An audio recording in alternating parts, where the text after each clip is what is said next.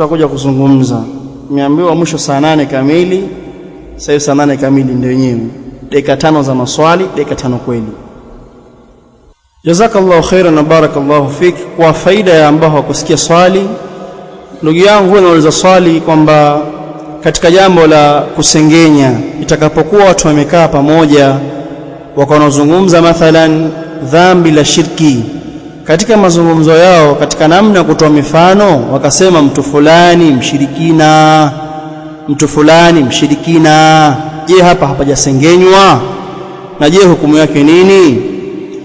Katika sheria kuna mambo yamevuliwa katika alghiba, yamevuliwa katika alghiba, katika usengenyaji yamevuliwa. Miongoni mwayo sio ghiba itakapokuwa mtu anakwenda kumshtaki mwenziwe kwa kosa alilomfanyia. Waenda kwa hakimu, fulani fulani fulani wameniibia. Hii ni ghiba, umesengenya. Sawa, hawapo, lakini hii kisheria inafaa, bali ni wajib. Kwa hiyo hii ghiba hii sio madhmuma, sio iliyokatazwa, bali ni mahmuda, kwa kuwa hapa washtaki, sheria imeruhusu.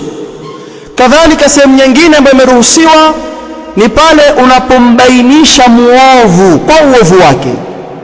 Mfano yale ambayo tumeyasoma katika aljarh wa ta'dil, anaposema wanawachuoni fulani na fulani si watu wa sunna, msichukue elimu kutoka kwao.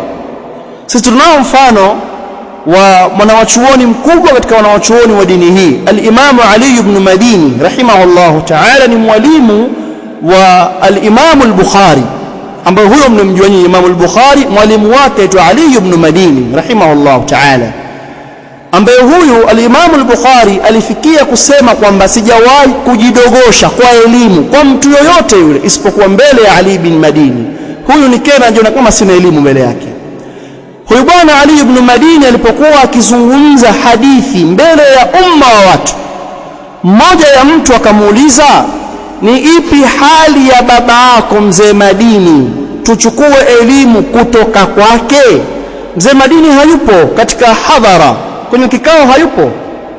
Al-Imamu Ali ibn Madini kwa sababu ya udamu wa baba yake akainamisha kichwa chini kwanza, kisha akainua akasema, la ta'khudhu minhu innahu laysa min ahli sunna, msichukue kwa baba yangu, yeye si mtu wa sunna.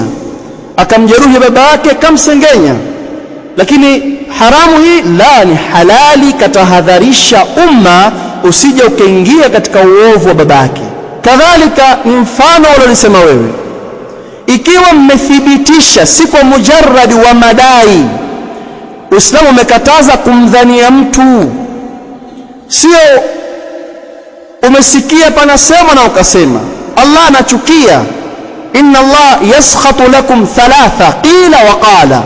Allah anachukia kwa mambo matatu, miongoni mwayo pamesemwa jambo na ukalisema. Mzee fulani mchawi, una ushahidi katika hilo, utasimama mbele ya Allah kutoa ushuhuda. Ikiwa una ushahidi na ukatoa ushuhuda kwamba yule ni mushriki, kwa hiyo msiswali nyuma yake, sababu haifai kuswali nyuma ya mushriki.